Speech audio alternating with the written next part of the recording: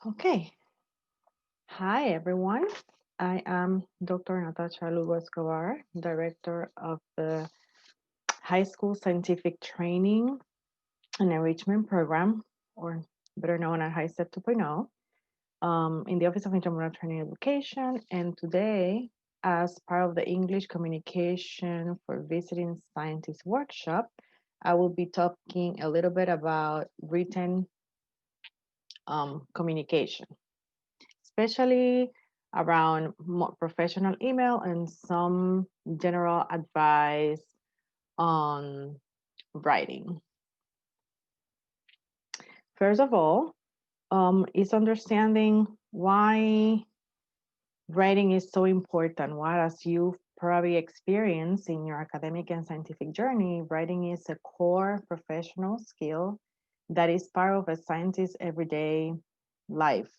Writing well is key to success, regardless of which career path or field you choose.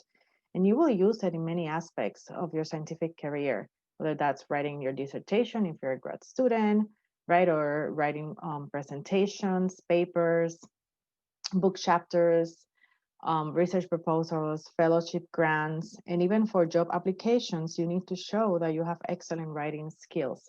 So it is a required skill by many employers in different sectors. And most of all, we use it daily when we communicate um, with our peers, PI, collaborators, administrative staff, etc., um, by email. So it's very important to learn how to effectively communicate and develop these skills.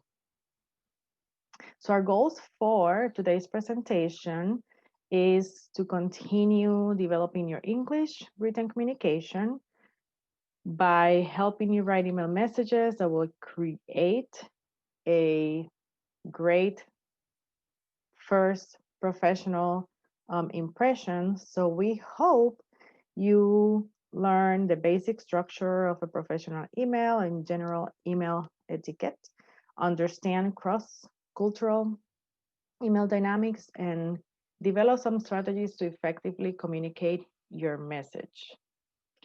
And especially, why is it important to master email? Well, mainly, right, because the email is one of the main tools we use to communicate for many reasons. And when you write, whether that's formal or informal, you want to create a good first impression. And with emails, remember that the person is not observing your body language, your tone, or your voice. So the way you write and how you write tells them a little bit more about you. And since the person receiving the message cannot see you, your message should be professional, correct, and appropriate. So your main goal is to get your message across and avoid wasting um, the recipient's um, time. So let's begin by reviewing the parts of an email. So first we have the sender, from, the front line. That will be the person sending the email. Then you have the recipient or recipients, right? That's the person or people who receive the message and can be addressed in the two CC or BCC lines. And then we have the subject line, the body of the message, or um, mainly content of the email, and the signature. And you might be wondering, what is the difference between the two CC and BCC? So first, what do the CC and BCC stand for? When are they, when should they be used?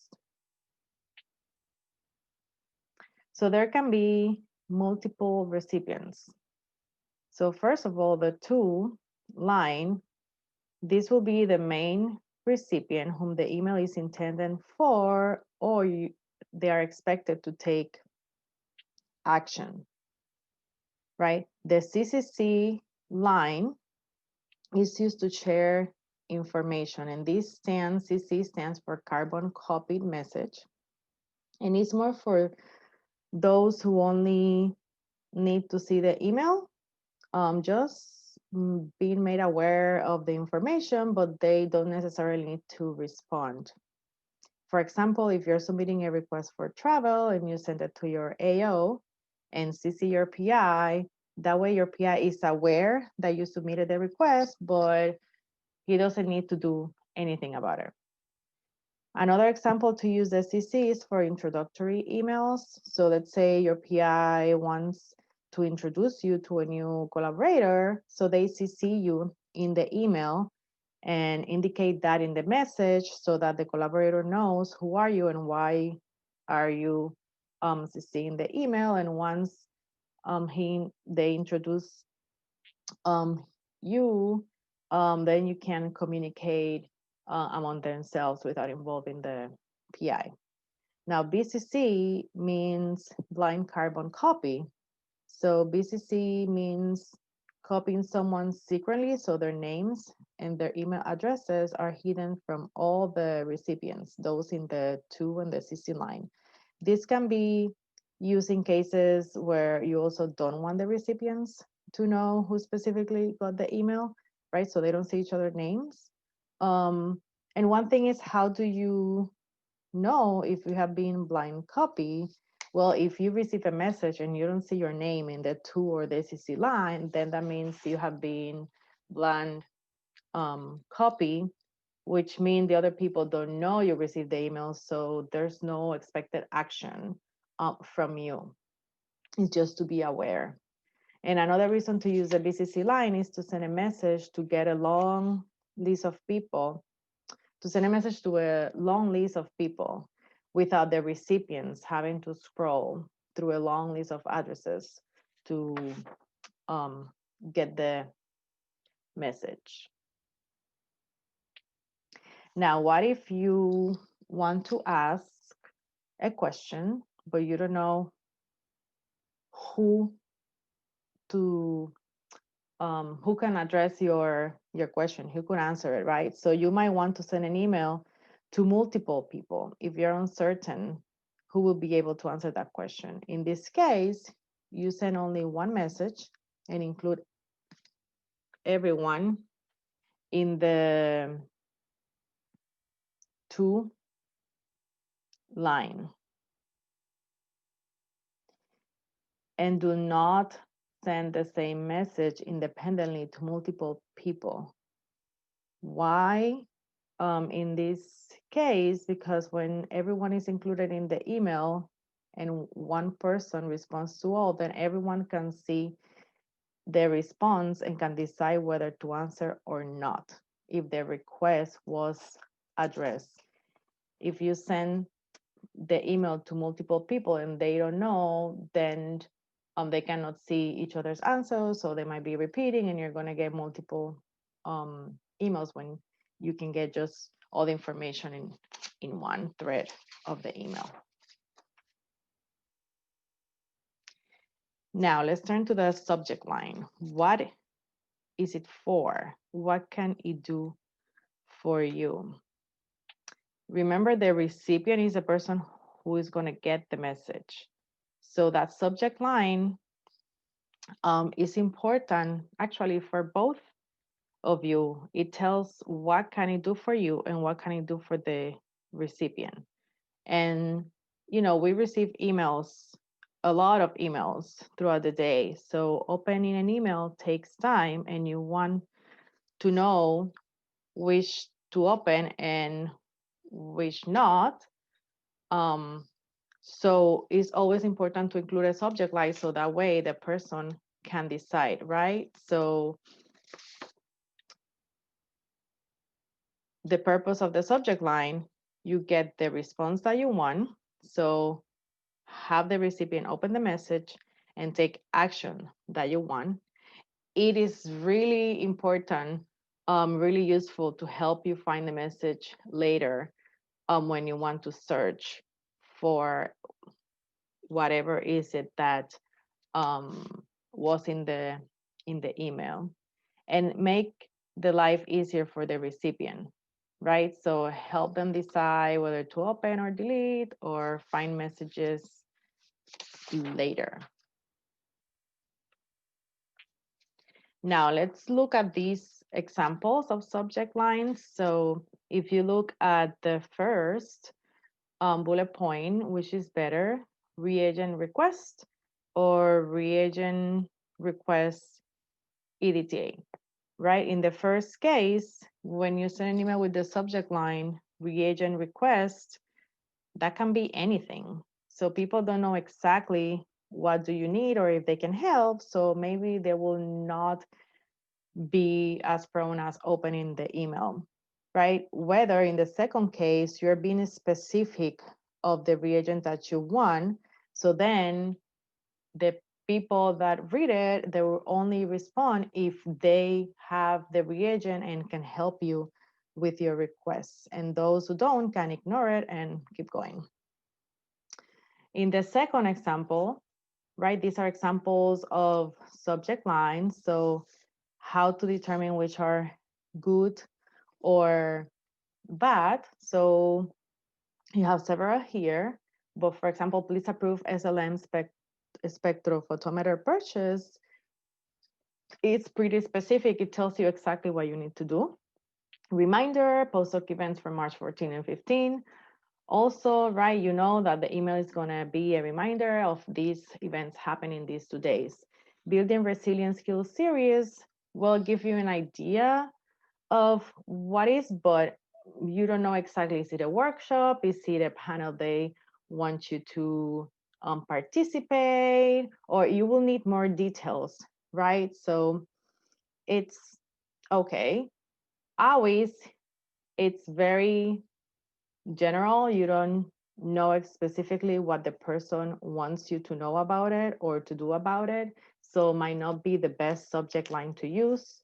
And the slides from the Always Hershey Career Forum tells you exactly what you're gonna get when you open the email. So it's just being careful on how you phrase the subject line and how specific you are. So some guidelines for effective subject lines is to keep them short. Like we saw, right? No generic subject lines. Make the specific point of the email clear. So if you're organizing a conference or an event, sometimes using the title of that conference as the subject for all your messages is not specific enough. So you can ask more detail. It can be whether this is a conference agenda, conference application form, conference registration report. So that way they know specifically what you are referring to. But also it depends on the person leading the project, because sometimes if you want all the emails related to that event to be under the same subject line, they can tell you, or you can tell the person, please just use this subject. So conference for neuroscience in 2020. So they need to use that subject line, so it's easy for you to find everything related, even though it can be about different aspects of the conference. So that sometimes it depends on an individual basis.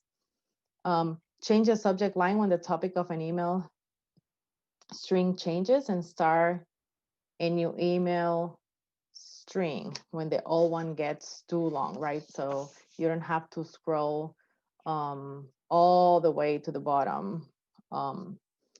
And also remember that the subject line can be changed when it is an email sent to someone who you have a more personal relationship. So it can be less formal and more direct. So you need to talk to someone in your lab. And of course, you work together and you have a relationship. So you can just say, call me now, right? So it's very direct. You don't need to write anything else and they know what to do. But that is depending on the relationship that you have with that person. Now, in terms of the body of the message, it includes a greeting, right? The content, which is what you want them to do or know, and a polite closing. So first of all, what are some possible greetings that we can use? So there are many, and these are just some examples. And again, some will depend on the relationship that you have with the recipient. So in this case, you have Dear Dr. Lugo Escobar, and you see there are two examples in the top, right? So this can be used when you don't know the person, right? So you want to be formal and address them by their title, and you add the colon after the name, if you see on the first example. The second example uses a comma, and this is still formal, but you can use it, when you have developed some rapport with the person, but yet not have a close relationship and you still want to be respectful. Only use Miss, dear Miss Lucas Cobar, if you know for sure the person does not hold a doctorate degree and you know the gender or how the person identifies themselves. So if you are in doubt, and this can be very tricky, if you are in doubt, check their credentials. And if still in doubt, might be safer to use doctor or just write their full name. So dear Natasha Lugo Escobar, unless otherwise noted. Also note in here that the way in which we think and talk about gender identity is covered in flux. So using prefixes like Miss, Mr., MX. So the goal is to use the form of address preferred by the recipient. So you might have to wait to know how the person wants to be addressed or how they disclose that in their signature. Dear Natasha or Hi Natasha is less formal, generally used when you have more of a relationship with that person. It can also be used when the person signs with their full name. So you have communicated with the person, and instead of them saying thank you or Dr. Lugo Escobar, they say thank you, nice to talk to you, Natasha. Then that can give you an idea. Okay, well, I can call them, refer them by their name. Other greetings, good morning all, when sending to a group. Hi or greetings is more informal and generally when people know each other. To whom it may concern has been used, but you might want to limit its use because if the person feels it doesn't concern them, then they might not feel the need to respond. So then you might not get anything back. So just be mindful and aware on greetings and how appropriate they are depending on the relationship we have with the person. Now, what is the purpose of the message, right? Like this is the meat of the email, the most important part because it tells them exactly what you want. So this is exactly to them to know what you want them to know or do. So again, people are busy, you receive many emails during the day, so you want to get their attention. The best thing is to put the most important information in the first sentence. This way, they have an idea of what the email is about. They can decide if they want to continue reading or not. Consider beginning with something pleasant. So something like, hope you're doing well, hope you had a great weekend or enjoying your vacation. Something like that, that it's warm. And address one important issue per email, and keep it short. Use short sentences, keep them simple, and use straightforward sentences. So go right to the point. Now, when we talk about more complex email, you can indicate in the subject line that more than one issue is included, and you can just use different words that let them know, okay, the email will talk about these different things. You can use bold or underline to highlight important messages. So that pops up when they look at the email, right? And they know that that is important.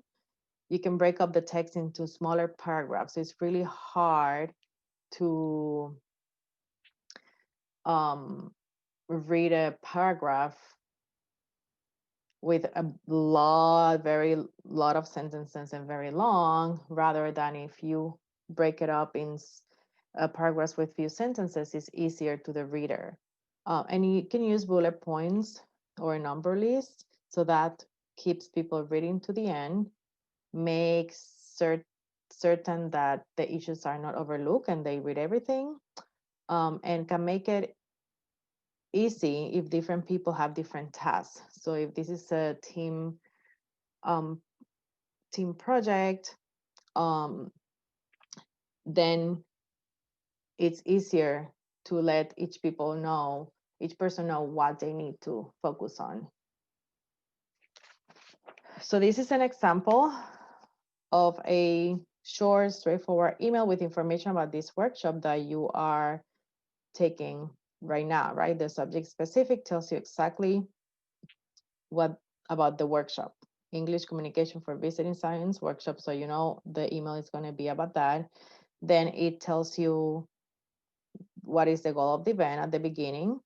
The sender uses bold to highlight important dates and times. So you know right away if you can do it, or not, if you're going to be available, or just go and check your calendar at that moment. And then it uses bullet points to recap what you will learn. So it's easier to read than if I put it on a paragraph. Now, what are some polite closings? So these are some examples. And again, it all depends on the context on the email and who you're writing to. For example, sincerely, it's taken as more formal when you don't know the recipient or are inquiring for information. Best, kind, and warm regards can also be used formally, or sometimes you can also use it with people that or those that you have communicated but don't have close relationships. Thank you in advance. The same. Enjoy your weekend. It's a nice way to end, but make sure that if you use it, it's at least on a Friday, right? Or a Thursday or a Friday. And ciao and cheers is informal. That's more appropriate when you do know the person, and it's generally reserved, for those who you're more close to. And the last part, right, is the signature block. So now it's important to have a signature block because this gives them information on who you are, what you do, where you work, and how to contact you. So generally, it includes your name, your degree. So it's important to add your degree after your name. Your job position or title, your office or section branch, IC, email address, phone number, and increasingly now, as you can see in this example, you can see that I added the preferred gender pronouns, right? And it can be added either at the end, like in the first example, or next to the name in the second example. And this lets you know how they prefer to be addressed in future communication. So in the first example, Natasha she addresses herself she, her, or hers. In the second example, you should address the person as they, their, or theirs when you write on the email or to someone else about this person. And optional, some people are a website if they have it, or a fax number, or anything else that is related to your work that you want to emphasize in your signature block. Also, make sure that your signature block is like the font is appropriate, it's easy to read, and it doesn't have really fancy font or decorations or stuff like that. So after learning a little bit about what a professional email looks like, let's see this example. So imagine, right, that this email was written by a new postdoc who hasn't met Sharon Milgram, who is the director of the YTE. So will you consider this a professional email? And the answer is no. Why? Well, you can see there's no subject line. And the greeting is very, very informal. That's something that you will probably write to your friend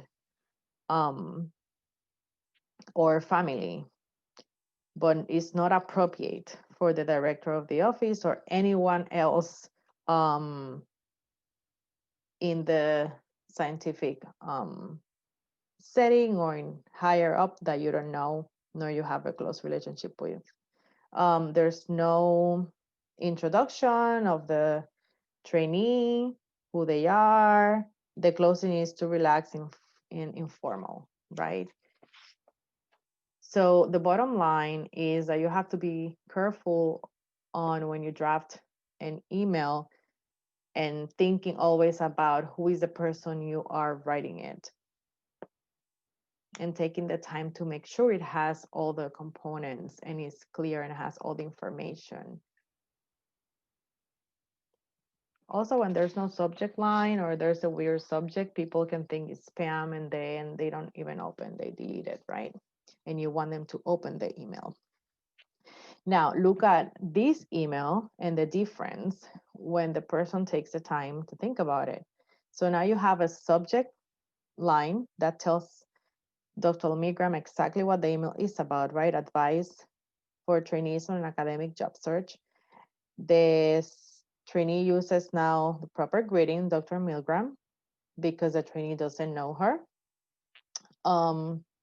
Introduces themselves, the third-year postdoc, tells her what they want and are asking for, and uses a formal closing. So it gives her, it's very short, straight to the point, right? Who the postdoc is, how they learn that she gives advice, and then why he needs it, and the request, which is if she has some time to meet with him at the earliest convenience.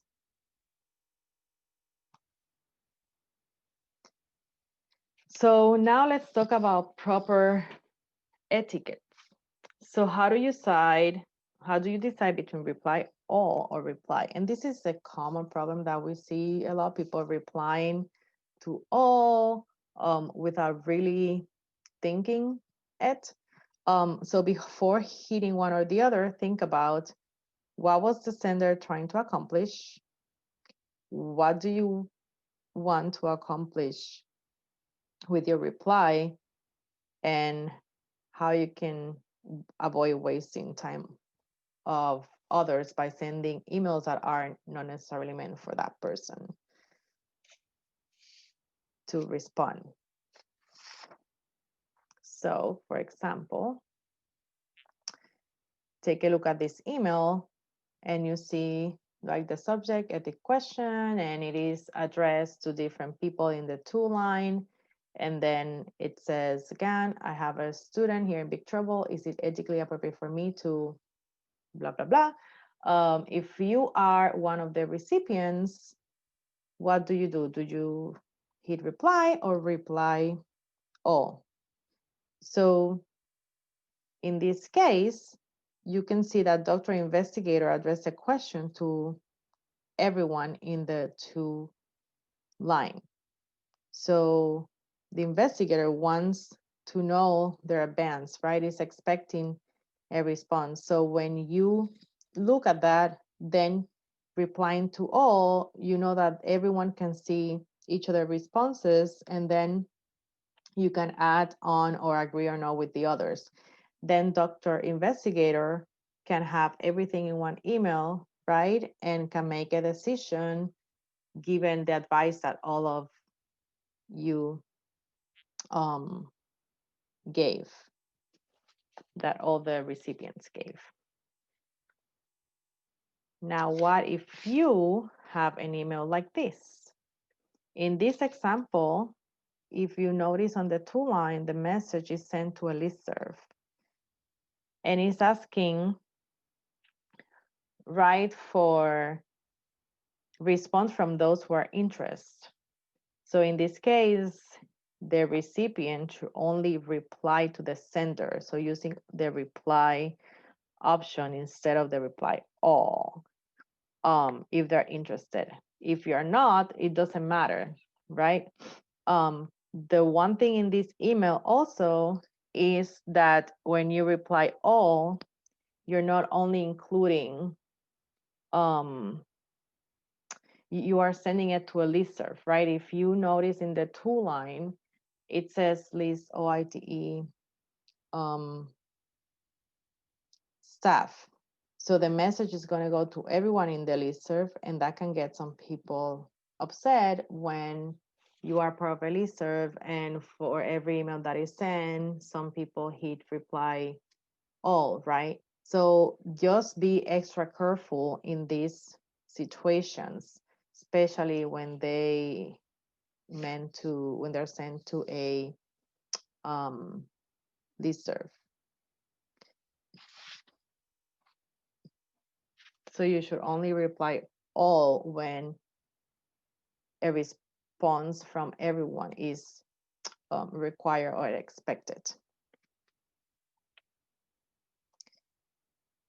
Another thing to consider is when you are attaching documents or presentations, right? So when you name this attachment, be descriptive and professional. For example, instead of naming it my first draft of research proposal, instead use UMD research proposal, Natasha Lugo. So you have there what the research is, the research proposal. That's what that document is about, is for UMD, the university, and is from Natasha Lugo. So that way you can also find the documents easier.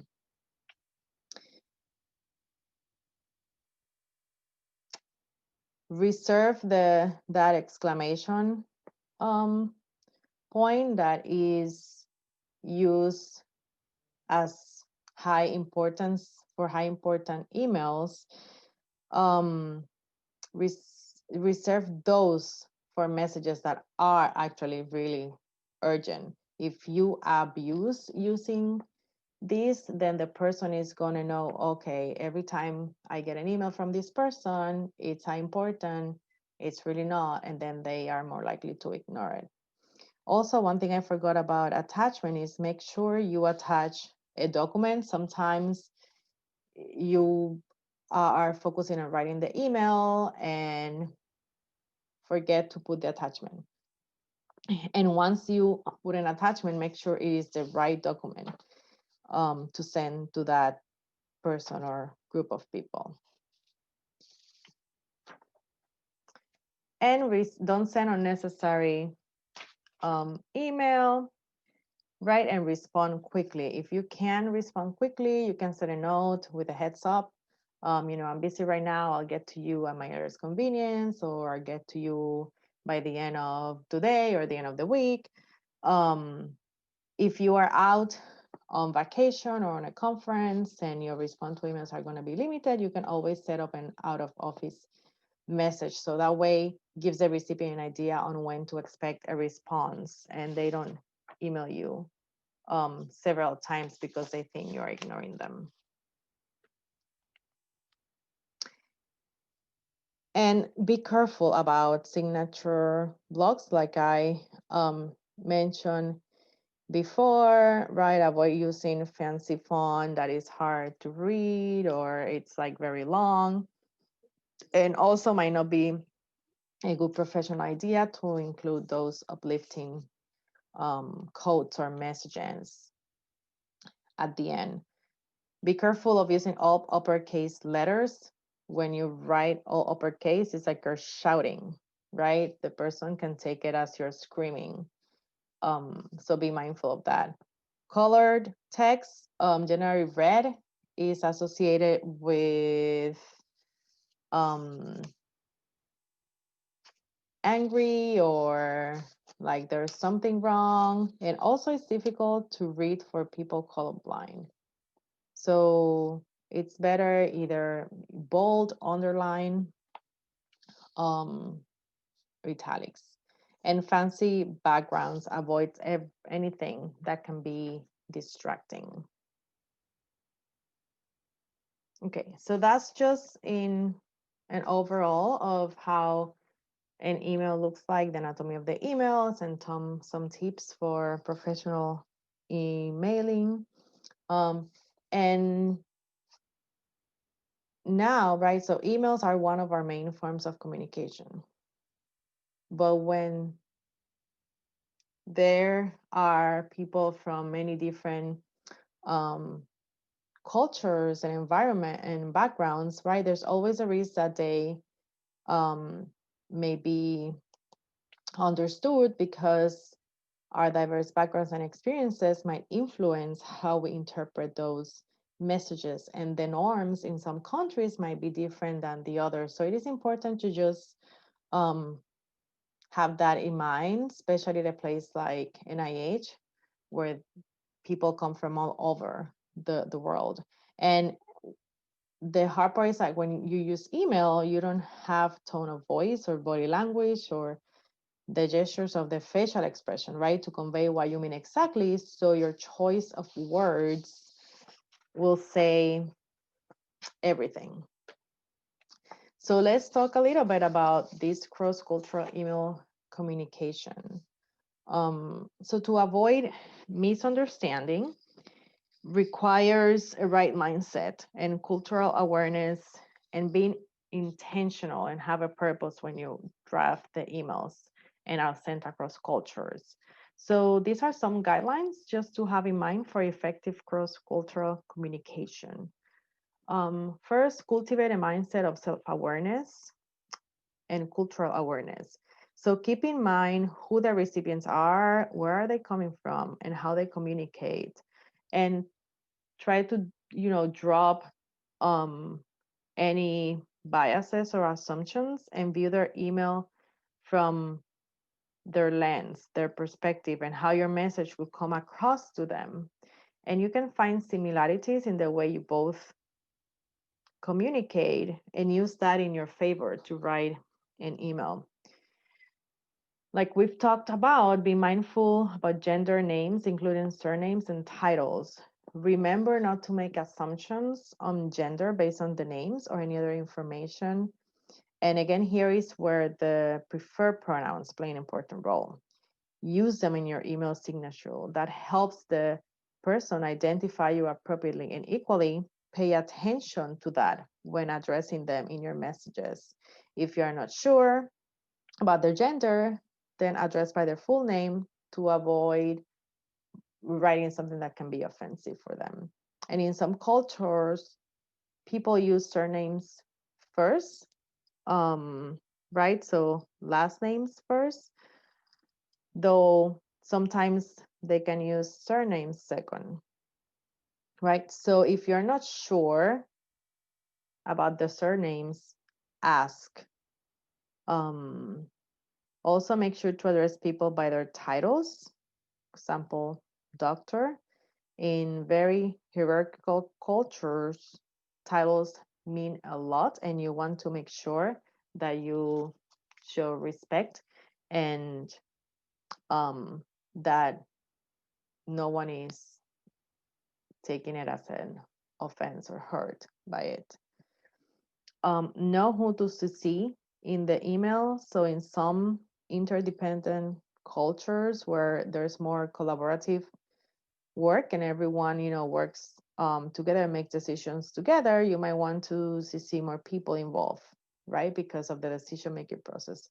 In contrast, in other cultures where it's a very strict hierarchy, you might want to be careful to not leave out anyone who's really important, as if they find out that an email was sent and they were supposed to be in the email, they might take it in a wrong way, that you forgot to put them on the email. know when not to email. So for some people, some issues are sensitive or situations are preferred to deal in person rather than email or by phone, right? So just assess how sensitive the information is. Um, and especially when you're using here in the US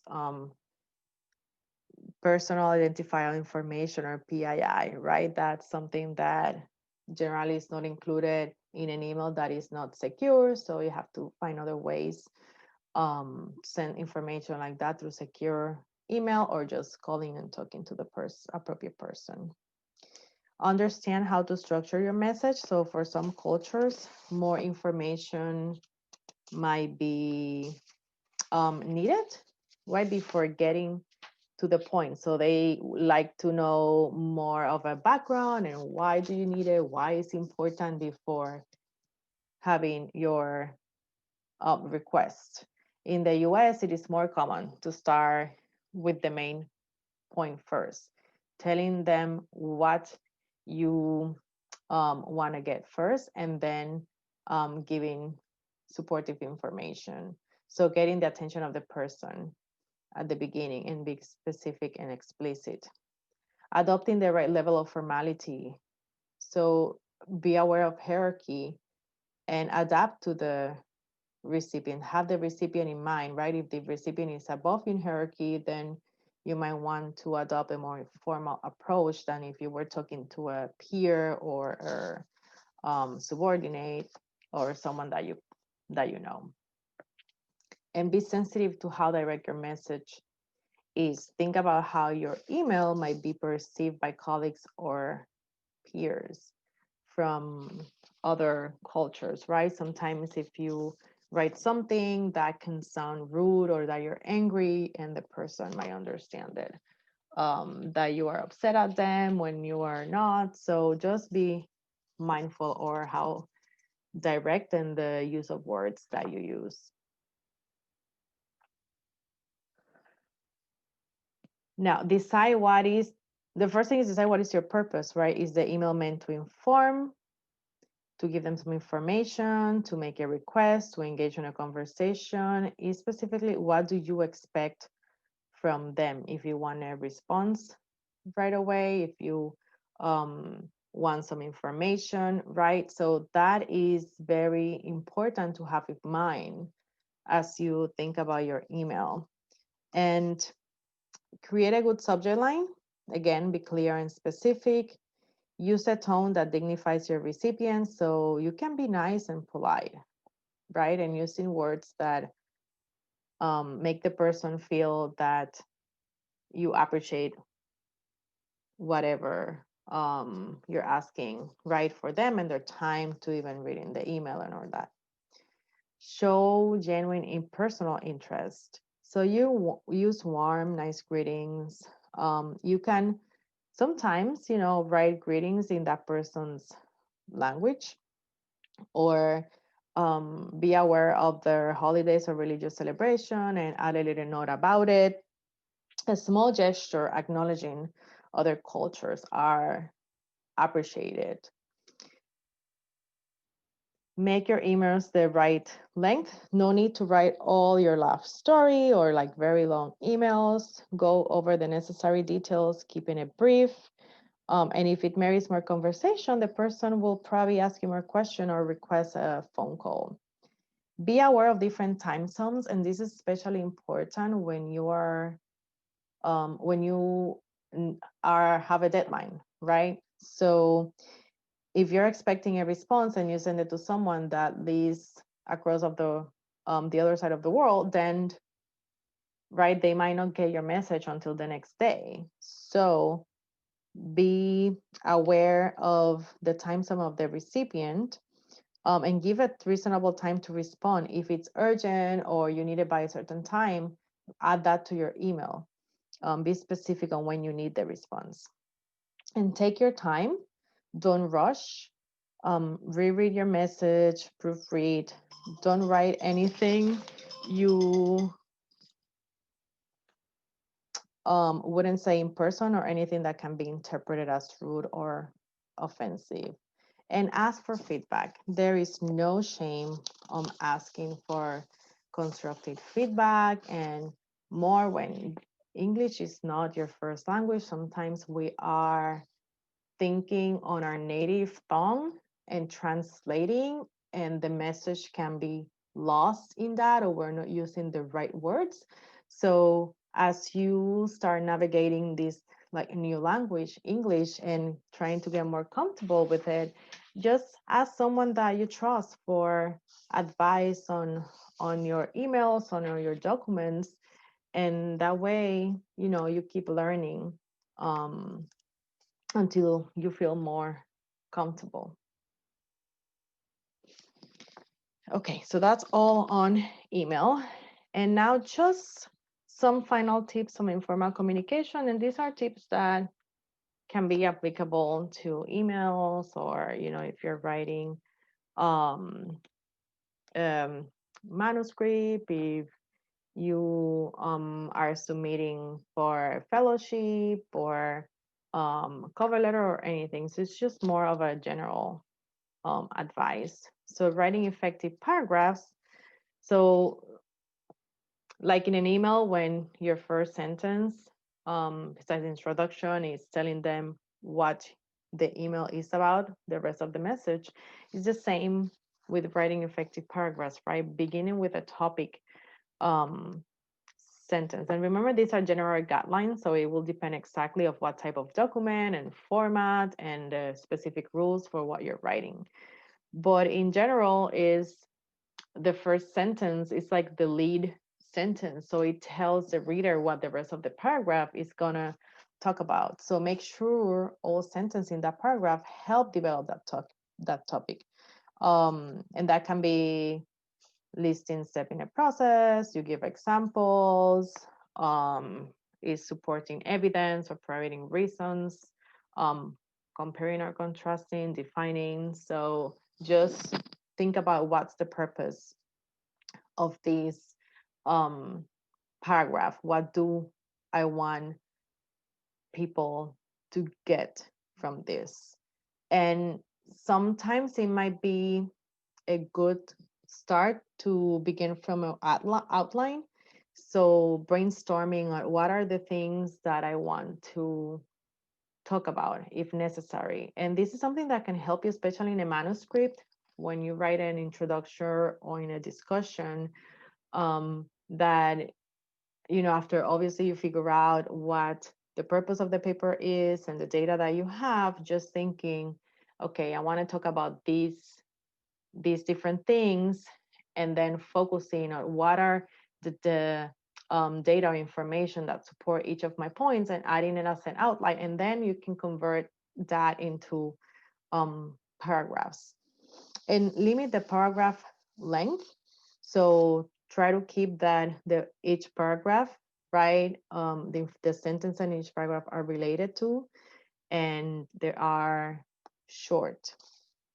It's easier to read, so you can break paragraphs in smaller paragraph of a few sentences if it gets too long. Avoid wordiness. Sometimes you might want to use large words because they sound smart, or they sound complicated, and it can backfire. So just use the word that best relates your message, right? And the danger of using these large words is like, are you sure that you are using it in the appropriate context, that they are being used correctly? Understanding of a paragraph falls rapidly as sentence length exceeds about 16 words. So write shorter sentences. Write is easier to understand what you mean when it's concise sentences than a very long sentence that you have to read several times to kind of understand what do you mean or what do you want to say. Write with nouns and verbs, so complete sentences. And don't feel bad about taking extra words. So this is a point of being concise and being straightforward, and any extra words that don't add anything, that don't change the meaning of what you're trying to say, do not matter. So they can be removed. You don't need to feel bad about it. Some abbreviation rules, so especially right in NIH, we have a lot of abbreviation, but at NIH, if you're at NIH, you are used to it, and most likely for many of them, you kind of know what they are, but for people outside in other institutions, in other places, they might not. So define abbreviations for the first time you use it, enclose them in the parentheses. For example, the National Institute of Health, and then you put NIH in parentheses, and then you can use that abbreviation in the rest of your paragraph. But don't introduce an abbreviation unless you intend to use it several times, at least 3 times. And this is a common one that you might be wondering, what is the difference? What do they mean? The IE versus the EG. So IE means stands for IE, in other words, and EG exempli gratia, and probably some of you might be able to pronounce it better than me, which means for example. So when using these general rules, you follow it with a comma, right? So you don't capitalize or put in italics. So this is an example of when to use it. So when hiking, bring snacks that are easy to carry, i.e., right? Or in other words, bring items that will fit easily into the backpack. The other example, when hiking, bring snacks that are easy to carry, e.g., or for example, granola bars, right? So be mindful of when to use them, that you're using on the right context. And remember that we all have different writing styles, and our culture is part of our identity and who we are. So embrace it, and you don't need to lose your identity to communicate professionally. But how we email and write is part of our personal brand, right? That's what creates a first impression more when people don't know you at first. If in doubt, again, ask for feedback and trust your judgment, but know that simple gestures to respect and adapt to others' norms pays off. And if you want to continue improving your English, some ways, there's a list here of some things that you can do. Reading from different sources and different styles and formats, whether that's journals, newspapers, books, magazine, blogs. It's ways that can help you increase your vocabulary and learn, different styles. Writing is a skill, and like most of the skills, it is perfected through committed practice. So practice, practice, and practice. You can join writing groups and take writing workshops or classes. Check FAS at NIH. They do have a workshop on writing and publishing a scientific paper, I believe. Checking professional organizations in your field, right? If they have any workshops also, or they have ways for you to volunteer, right, to improve your writing by writing blogs or in getting involved in other activities related to it. Attend OIT workshops, and there are other programs or classes that might be offered at community colleges that you can also take, or online colleges. Have a writing buddy. If you're a non-English speaker, having someone who is native to the language and can give you, feedback, works, or also, someone who you want to have to practice to make yourself accountable. Use the NIH Fellows editorial board. So they provide free service to fellows to get feedback on documents. So you can check, and I think there's a link on the next slide. So that's one way also, when you receive feedback and learning from the editing process. And ask for feedback. Once again, we keep repeating that. And these are just some resources for you. You can click on the hyperlink. So guidelines for writing professional emails. There are some OIT, some blogs in the OIT career blogs website. Explore a library or a bookstore and finding books to focus on improving writing skills. We do have a library. However, yeah, now because the office is closed, just you can email to find out if there's a way you can get a book.